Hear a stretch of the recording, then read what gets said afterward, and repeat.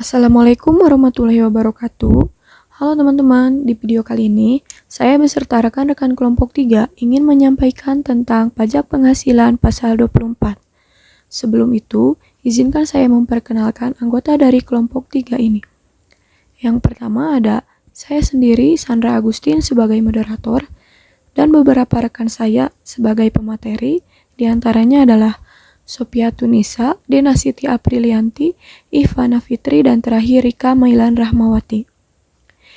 Nah, jika di antara teman-teman semua ada yang ingin mengetahui lebih dalam tentang anggota kelompok 3 ini, bisa langsung saja cek di username Instagram yang tertera. Baik, untuk mempersingkat waktu, mungkin sekarang langsung saja ke pemaparan materi pajak penghasilan pasal 24. Pengertian PPh pasal 24. PPh pasal 24 atau pajak penghasilan pasal 24 adalah peraturan yang mengatur hak wajib pajak untuk memanfaatkan kredit pajak mereka di luar negeri untuk mengurangi nilai pajak terhutang yang dimiliki di Indonesia, sehingga jumlah pajak yang harus dibayar di Indonesia dapat dikurangi dengan jumlah pajak yang telah mereka bayar di luar negeri. Asalkan nilai kredit pajak di luar negeri tidak melebihi hutang pajak yang ingin dibayar di Indonesia. Sumber penghasilan kena pajak yang dapat digunakan untuk memotong hutang pajak Indonesia. Yang pertama adalah pendapatan dari saham dan surat berharga lainnya, serta keuntungan dari pengalihan saham dan surat berharga lainnya. 2. Penghasilan berupa bunga, royalti, dan sewa yang berkaitan dengan penggunaan harta benda bergerak. Adalah negara tempat pihak yang membayar atau dibebani bunga, royalti atau sewa tersebut bertempat kedudukan atau berada. 3. Penghasilan berupa sewa yang berkaitan dengan penggunaan harta benda tidak bergerak. Adalah negara tempat harta tersebut terletak. 4. Penghasilan berupa imbalan yang berhubungan dengan jasa, pekerjaan, dan kegiatan adalah negara tempat pihak yang membayar atau dibebani imbalan tersebut bertempat kedudukan atau berada. 5. Pendapatan dari bentuk usaha tetap atau BUT di luar negeri adalah tempat bentuk usaha tetap tersebut menjalankan usaha atau melakukan kegiatan. 6. Penghasilan dari pengalihan sebagian atau seluruh hak penambangan atau tanda keikutsertaan dalam pembiayaan atau pemanfaatan di sebuah perusahaan pertambangan adalah negara tempat lokasi penambangan berada. 7. Keuntungan dari pengalihan aset tetap adalah negara tempat harta tetap berada. Dan terakhir 8, keuntungan dari pengalihan aset yang merupakan bagian dari suatu bentuk usaha tetap atau BUT adalah negara tempat bentuk usaha tetap berada. Proses pelaksanaan pajak luar negeri. Cara melaksanakan pajak luar negeri, WP atau wajib pajak, menyampaikan permohonan kepada Direktur Jenderal Pajak bersamaan dengan penyampaian SPT tahunan PPh dengan melampirkan 1. Laporan keuangan dari penghasilan yang berasal dari luar negeri. 2. Fotokopi surat pemberitahuan pajak yang disampaikan di luar negeri. 3. Dokumen pembayaran pajak di luar negeri. Penggabungan penghasilan dari luar negeri. Ada 4 penggabungan penghasilan dari luar negeri. Yang pertama, penggabungan penghasilan dari usaha dilakukan dalam tahun pajak diperolehnya penghasilan tersebut atau accrual basis. Yang kedua, penggabungan penghasilan lainnya dilakukan dalam tahun pajak diterimanya penghasilan tersebut atau cash basis. Yang ketiga, penggabungan penghasilan yang berupa dividen pasal 18 ayat 2 UU PPh dilakukan dalam tahun pajak pada saat perolehan dividen tersebut ditetapkan sesuai dengan keputusan Menteri Keuangan. Yang keempat, kerugian dari luar negeri tidak boleh digabungkan. Mekanisme pengkreditan PPh yang dibayar di luar negeri menurut keputusan Menteri Keuangan Nomor 164-KMK.3- tahun 2002. Hal ini dibagi menjadi 11, yaitu 1. pajak penghasilan yang dibayar atau terutang di luar negeri dapat dikreditkan dengan pajak penghasilan yang terutang di Indonesia. 2. Pengkreditan PPh yang dibayar di luar negeri terdapat pada PPh pasal 24 dilakukan dalam tahun pajak digabungkannya penghasilan dari luar negeri tersebut dengan penghasilan di Indonesia. 3. Jumlah PPh pasal 24 yang dapat dikreditkan maksimum sebesar jumlah yang lebih rendah di antara PPh yang dibayar atau terutang di luar negeri dan jumlah yang dihitung menurut perbandingan antara penghasilan dari luar negeri dan seluruh penghasilan kena pajak.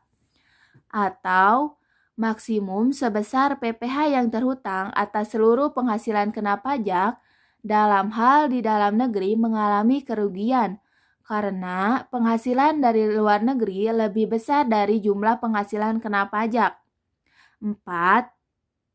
Apabila penghasilan dari luar negeri berasal dari beberapa negara, maka perhitungan PPh pasal 24 dilakukan untuk masing-masing negara. 5. Penghasilan kena pajak atau PKP yang dikenakan PPh Pinal pada pasal 4 ayat 2 Undang-Undang Nomor 17 Tahun 2000, yaitu atas penghasilan berupa bunga deposito dan tabungan-tabungan lainnya, penghasilan dari transaksi saham dan sekuritas lainnya di bursa efek, penghasilan dari pengalihan harta berupa tanah atau bangunan, serta penghasilan tertentu lainnya. Pengenaan pajaknya diatur dengan peraturan pemerintah. Dan penghasilan yang dikenakan pajak tersendiri terdapat pada pasal 8 ayat 1 dan 4 Undang-Undang Nomor 17 Tahun 2000. 6. Dalam hal jumlah PPh yang dibayar atau terutang di luar negeri melebihi PPh pasal 24 yang dapat dikreditkan, kelebihan tersebut tidak dapat diperhitungkan di tahun berikutnya, tidak boleh dibebankan sebagai biaya dan tidak dapat direstitusi. 7. Untuk melaksanakan pengkreditan PPh luar negeri, wajib pajak menyampaikan permohonan ke KPP bersamaan dengan penyampaian SPT tahunan PPh. 8. Atas permohonan wajib pajak, Kepala KPP dapat memperpanjang jangka waktu penyampaian lampiran-lampiran di atas karena alasan-alasan di luar kekuasaan wajib pajak. 9. Dalam hal terjadi perubahan besarnya penghasilan yang berasal dari luar negeri, wajib pajak harus melakukan pembetulan SPT tahunan yang bersangkutan dengan melampirkan dokumen-dokumen yang berkenaan dengan perubahan tersebut. 10.